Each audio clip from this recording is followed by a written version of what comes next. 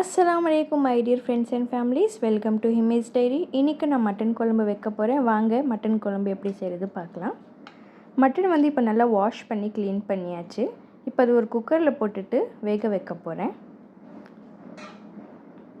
Mutton போட்டதும் 1 spoon மஞ்சத்தூளும் 1 spoon இஞ்சி பூண்டு பேஸ்ட்டு போட்டு மட்டனுக்கு மேலே வர வரைக்கும் ஒரு 1.5 கப் அளவு தண்ணி ஊற்றிட்டு இது வேக வச்சிடலாம். மட்டன்லாம் வந்து வாங்கினோன்னே நம்மளுக்கு தெரிஞ்சிடும் அது வந்து ரொம்ப நேரம் வேக வைக்கணுமா இல்லை டக்குன்னு வெந்துடுமான்னு நம்மளுக்கு அது தெரிஞ்சிடும். இப்போ வந்து இந்த மட்டன் வந்து கொஞ்சம் சாஃப்டாக தான் இருக்குது. ஸோ நான் ஒரு 3 விசில் விடுறேன். இல்லை நம்மளுக்கு பார்த்தோன்னே தெரியும் கொஞ்சம் வந்து ஹார்டாக இருக்குன்னா அப்படின்னா வந்து ஒரு 5 to 6 விசில் விடலாம். இப்போ நான் என்ன பண்ணுறேன், ஒரு உருளைக்கிழங்கு வந்து குட்டி குட்டியாக கட் பண்ணி தனியாக வேக வச்சுக்க போகிறேன் எனக்கு குழம்புல ஆட் பண்ணுறதுக்கு.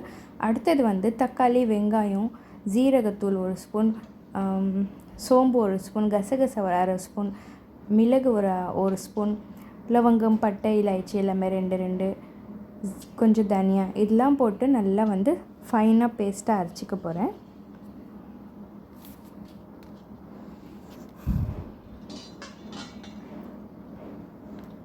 இப்போ இது நல்லா வந்து பேஸ்ட்டாக அரைச்சி வந்தாச்சு. கொஞ்சமாக தண்ணி விட்டு தான் அரைச்சி வச்சுருக்கேன். உருளைக்கிழங்கு வந்து வெந்துடுச்சு. இப்போ நம்ம குழம்பு செய்ய ஆரம்பிக்கலாம். சட்டி கொஞ்சம் சூடானதும் ஒரு 4 ஸ்பூன் வந்து எண்ணெய் விட்டுக்கலாம். எண்ணெய் கொஞ்சம் சூடானதும் வெட்டி வச்சுருக்கிற ஒரு 1/2 சைஸ் வெங்காயமும் 2 பச்சை மிளகாய் சேர்த்துக்கலாம். நான் எடுத்தோன்னே லவங்கம், பட்டையெல்லாம் போடல, ஏன்னா அதை ஆல்ரெடி நான் வந்து அரைச்சிட்டேன் மிக்சியில். அதனால் இப்போ டைரெக்டாக வெங்காயம் போட்டு கொஞ்சம் கொத்தமல்லி, புதினா, பச்சை மிளகாலாம் போட்டு நல்லா வதக்கிக்கிறேன். அதிலே வந்து 1 ஸ்பூன் இஞ்சி பூண்டு பேஸ்ட்டு போட்டுக்கிறேன்.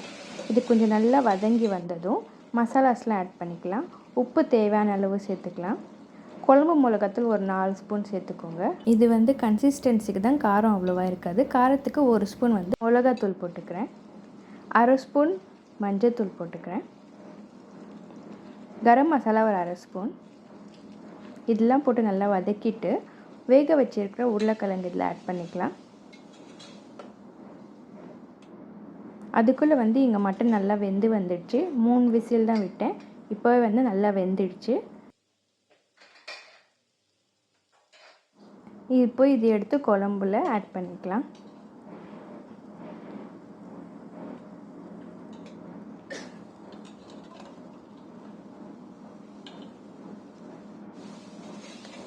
இப்போ இது நல்லா வந்து மசாலாவோட மிக்ஸ் ஆகட்டும். நல்லா கிளறி விட்டுட்டு அரைச்சி வச்சுருக்க தக்காளி, வெங்காயம் பேஸ்ட்டு ஆட் பண்ணிக்கலாம். கொஞ்சமாக தண்ணி விட்டு இது நல்லா மிக்ஸ் பண்ணிக்கலாம். இப்போ வந்து மட்டன் வேக வச்சுருக்கிற சூப் எடுத்து இதில் போட்டுக்கலாம்.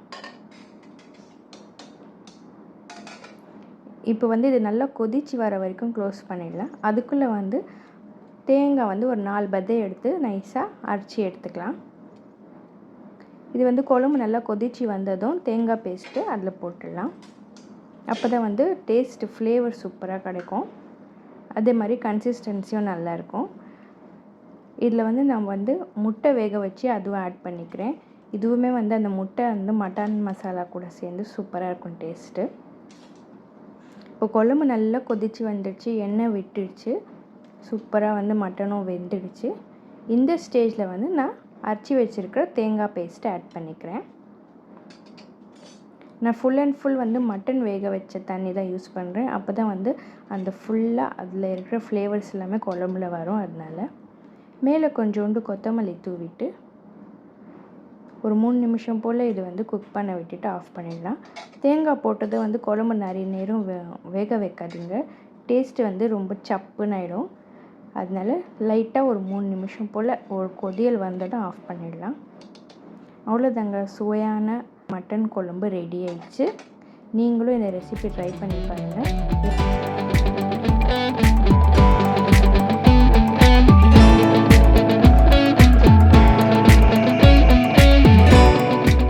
என்னோடய சமையல் உங்களுக்கு பிடிச்சிருந்தா இந்த வீடியோவை லைக், ஷேர், கமெண்ட், சப்ஸ்கிரைப் பண்ணுங்கள்.